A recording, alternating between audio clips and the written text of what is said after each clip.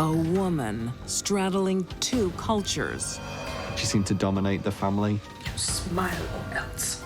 Turns her faith into fury. Disobey us, and this will happen to you.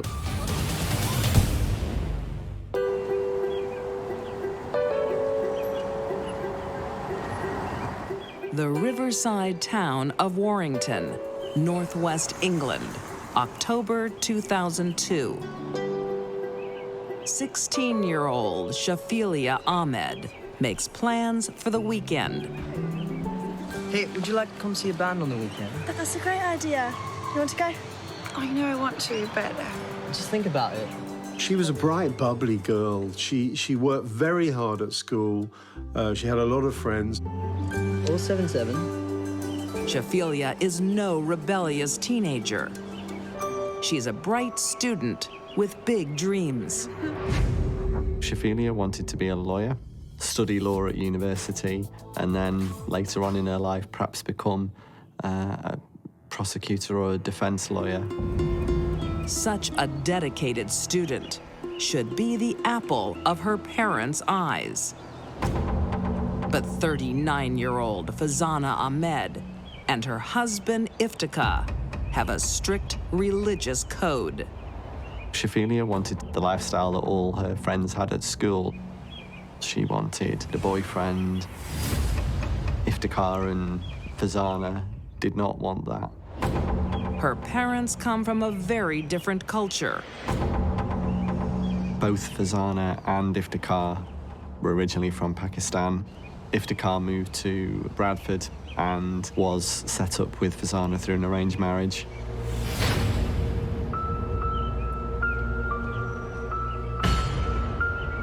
do something. They want their eldest daughter, Shafilea, to follow in her mother's footsteps.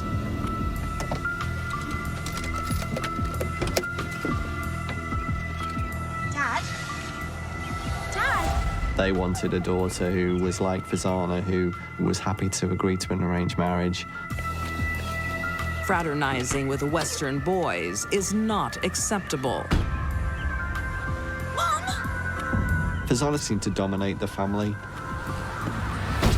It seemed that she was the brains behind the pairing. Fazana believes her teen daughter is shaming the family. They had found numbers of boys that she'd had on her phone, as probably any teenage girl would have. I was just talking to a boy from school. You were acting like a whore. The parents were very against this. This was absolutely not the way to live your life. Who is this? He's just a school friend. You don't even know his family. Why do I need to know his family? Shafilea feels the full wrath of her mother's fury.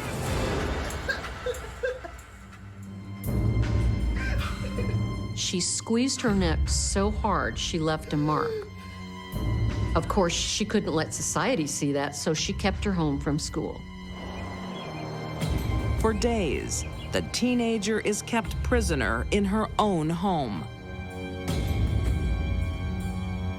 She wrote many poems and letters describing the hurt and turmoil, the fear she felt living with her parents.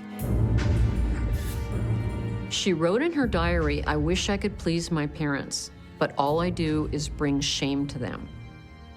Shafilea's diary revealed that she didn't hate her parents.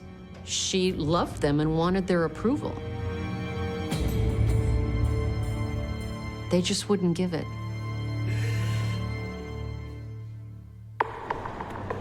When Shafilea is still away from school a week later, her concerned teacher pays the Ahmeds a visit. Her teachers knew there was an issue.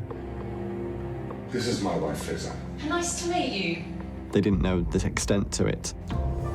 They didn't know the real problems that were going on. Mr. Ahmed, why hasn't Shafilea been at school? The visit forces Shafilea's parents to send her back to school. She has been unwell. But that's the last place they want her to be. They feared Every time that they weren't with her, they feared what might happen to her.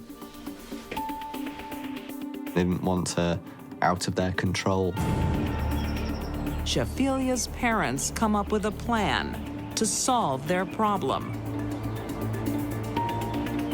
What did you miss the most? Oh, She was outside school and chatting with her friends, normally in the way that any teenager would. what's wrong? He pulled up in his car, grabbed her into the car and drove off. They know exactly how to shield their daughter from Western ways. Shafilia's parents bought tickets for her to go to Pakistan. This is more than a family holiday. I'm ready. Her mother plans something special. She wanted her to go back to Pakistan, live in the mountains, and marry a man a decade older than she was. Fazana knows her daughter won't go quietly. What's wrong with her? Nothing. She's just tired. Help her get into the car. So she drugs her. A lot of this was pure hate and rage. If she couldn't live the life that they wanted her to, then she shouldn't live at all. In a remote farming village in Pakistan, February 2003. Shafiliya is on a promise. Aged just 16, she was taken to Pakistan to meet her would-be groom, the man that they had decided would marry her. My son would be very good for your daughter. I think that will be a very good arrangement. You smile or else. Shafiliya can't face the life her mother forces upon her. She finds some bleach in the bathroom of the house where she was staying, drinks the bleach. Bleach is a strong chemical used for cleaning.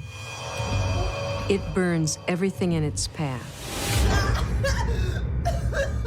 When you drink it, it destroys all of the tissues that line the inside of the mouth, the esophagus, and the stomach. So there is tremendous pain. It was the desperate act of a frightened young woman who didn't want to be married to an older man in Pakistan. But her mother shows no sympathy and refuses to call for medical attention. It's shocking that Shafiliya had no medical attention. It is stunning to me that they could have watched her suffer.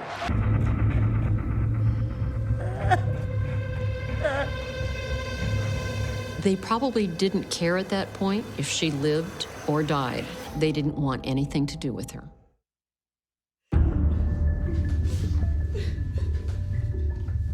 In 2003, 16-year-old Shafilea Ahmed avoids an arranged marriage in Pakistan, but at a terrible price.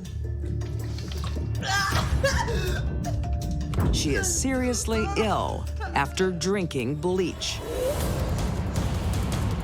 The family returns to England. She went to hospital herself. It wasn't the parents that took her to hospital. She realized she was ill and needed help. The suicide attempt leaves Shafilea weak for months. But by September 11th, she's back to her Western ways. Iftikhar. She turned up without a coat on and a T-shirt, Sit. and they deemed that to be a disrespect for Western style of dress. They were furious. How dare you wear that top in public? Mom has had enough of her defiance. Where is your coat? Stop it, Daddy!